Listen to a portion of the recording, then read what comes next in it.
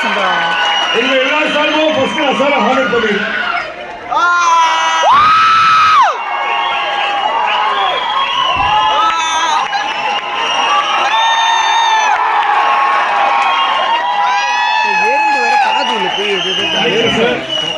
இந்த மாதிரி நாங்க 20 இயர்ஸ் கழிச்சு பார்க்கும்போது எங்களுக்கு கடைசி ஃப்ரேம் வரைக்கும் நாங்க இவ்வளவு என்ஜாய் பண்ணி பார்க்கிறோம். அந்த பொக்கிஷத்தை கொடுத்தது நீங்க தான் சார். Thank you sir. நீங்க நிறைய பேசுங்க. அதுக்கு முன்னாடி ஒரு கேள்வி என்னால கேட்காம இருக்க முடியல. 2 வீக்ஸ் பேக் எங்க தளபதியை நேர்ல போய் மீட் பண்ணி அவங்க அந்த போட்டோ எல்லா இடத்துலயும் ட்ரெண்ட் ஆச்சு. தளபதி எப்படி இருந்தாரு, என்ன சொன்னாரு, கண்டிப்பா சமாதானமா தான் இருப்பாரு. அது நீங்க தளபதி ஃபேன்ஸ் இந்த ரீலீஸ் வந்து ஒரு 25-30 டேஸ் வந்து ரொம்ப ரொம்ப சந்தோஷமா இருந்துச்சு. உங்களுடைய ரிசப்ஷனும் சரி, உங்களுடைய கொண்டாட்டமும் சரி, உங்களுடைய மெசேஜும் சரி, இதெல்லாம் ஒரு 100 மடங்கு ஆகிற மாதிரி திடீர்னு ஒரு மத்தியானம் ஒரு ஃபோன் கால் உங்க தளபதி கிட்ட இருந்து, சிட்டில இருக்கேன் கொஞ்சம் ஃபேமிலியோட வரீங்களா ஜான் அப்படின்னாரு. எனக்கு ஒரு கிட்டத்தட்ட ஒரு 20 இயர்ஸ் கழிச்சு பார்க்க போறோம். இப்போ ஒரு மிகப்பெரிய growthல இருக்காரு. இப்போ வேற பாலிடிக்ஸ்ல அவர் என்டர் ஆயிருக்காரு. எப்படி இருக்காரு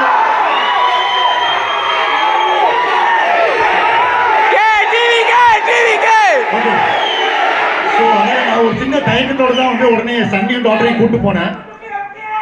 அவர் வீட்டுக்கு போனேன். நான் வீட்டுக்கு போயிட்டு சின்ன ஒரு தயக்கத்தில் இருந்தேன். 20 இயர்ஸ் முன்னாடி பழகின விஜய், சச்சின் அப்ப பழகின விஜய் இன்னைக்கு எப்படி இருக்க போறாரு அப்படின்னு ஒரு தயக்கத்தை போனேன். உள்ள என்ட்ரு பண்ண உடனே அந்த 20 இயர்ஸ் டோட்டலா மறந்து போற மாதிரி நான் அப்ப பார்த்த விஜய் அதே மாதிரி கையை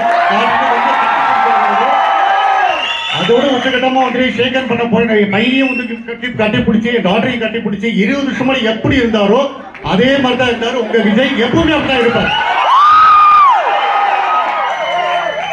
அப்புறம் கேட்டு சொன்னாரு, என்னன்னா 20 இயர்ஸ் கழிச்சு இப்படி படத்தை கொண்டாடுறாங்க அப்படின்னாரு. நீங்க வீடியோஸ் எல்லாம் பாத்தீங்களா விஜயன் கேட்டேன் நானு. நீங்க நம்ப மாட்டீங்க, it is not an exaggeration. நீங்க கொண்டாடுற எல்லா வீடியோவுமே அவர் பார்த்திருக்காரு. என் சன் வந்து காட்டும் போது வந்து ஆனா நான் பார்த்தேன், இது அந்த தேட்டரு இந்த தேட்டரு, அந்த ஒரு ட்ரெஸ் போட்டு ஒரு பொண்ணு ஆடினாங்களே, ஒரு 8 பசங்க இங்க ஆடினாங்களே, எல்லா வீடியோவுமே அவர் வந்து பார்த்திருக்காரு. அதெல்லாம் விட உச்சகட்டமா வந்துட்டு அவர் வந்து ரொம்ப ஒரு கியூட்டா சொன்ன ஒரு விஷயம் சொன்னேன் நானு.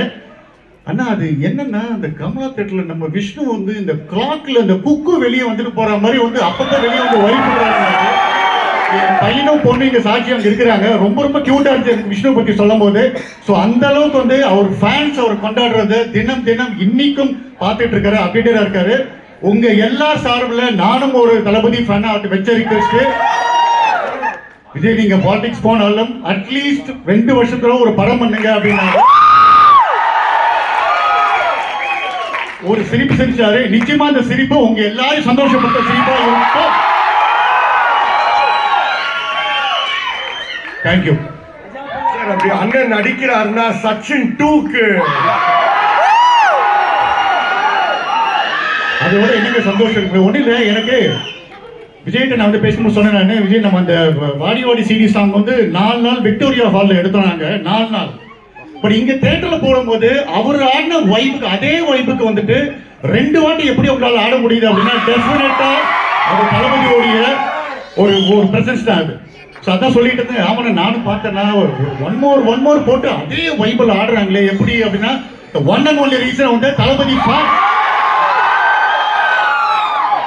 நிறைய வாட்டி ஷேர் பண்ணிருக்கேன். நாங்க இவ்வளவு கொண்டாடுற பாட்டு வந்து நீங்க தளபதி அந்த ரூம்ல எடுத்த ஒரு சாங், அதை பத்தி இல்ல ரூம்ன்றது கொஞ்சம் ஜாஸ்தி. ஆக்சுவலா அவர் வீட்டு வார்ட்ரோப்ல எடுத்த சாங் இது.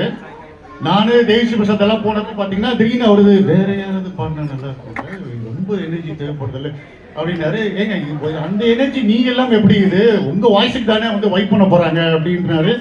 சின்ன தயக்கம் இருந்துச்சு, சும்மா இப்பயே கூட பாடி பார்க்கலாமா அப்படின்னாரு. டக்குன்னு அது புது வீடு, ஆக்சுவலாக ஒரு ஈசிஆர்ல போன புது வீடு அது.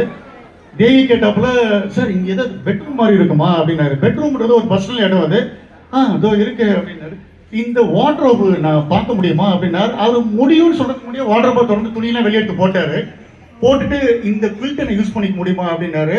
அவர் கன்ஃபார்மாக தெரியும், அவர் எஸ்ஆர்னு சொன்னாலும் அவர் பண்ண தான் போறாரு. தேவி எடுத்து குவில்ட் எடுத்து உள்ள ஃபுல்லாக ரெடி பண்ணாரு. யூ ஓன்ட் பிலீவ், நீங்க நிறைய வந்து இதுல சோஷியல் மீடியாவில் பார்த்துருக்கீங்க. நீங்க இப்படி வெறித்தனமா ஆடுற சாங் வந்து ஒரு வார்ட்ரோபுக்குள்ள நின்று பாடினார். இந்த எனர்ஜி கொடுத்து பாடுற சாங் வந்து ஒரு வார்ட்ரோபுக்குள்ள நின்று பாடினாரு.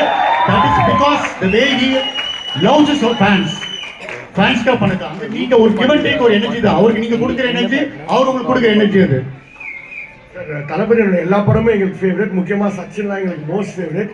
உங்களுக்கு சச்சினை தவிர எந்த படம் உங்களுக்கு ரொம்ப பிடிக்கும் சார்? எனக்கு நிச்சயமா வந்து துப்பாக்கி ரொம்ப பிடிக்கும். துப்பாக்கி was a very beautiful balance. அவர் ஒரு கிளாஸாவும் மாஸாவும் காமிச்ச ஒரு ஃபிலிம் அப்படின்னா துப்பாக்கி இஸ் மை ஆல்வேஸ் ஃபேவரட். அதுக்கப்புறம் சொல்லணும்னா காதலிக்க முடியாது.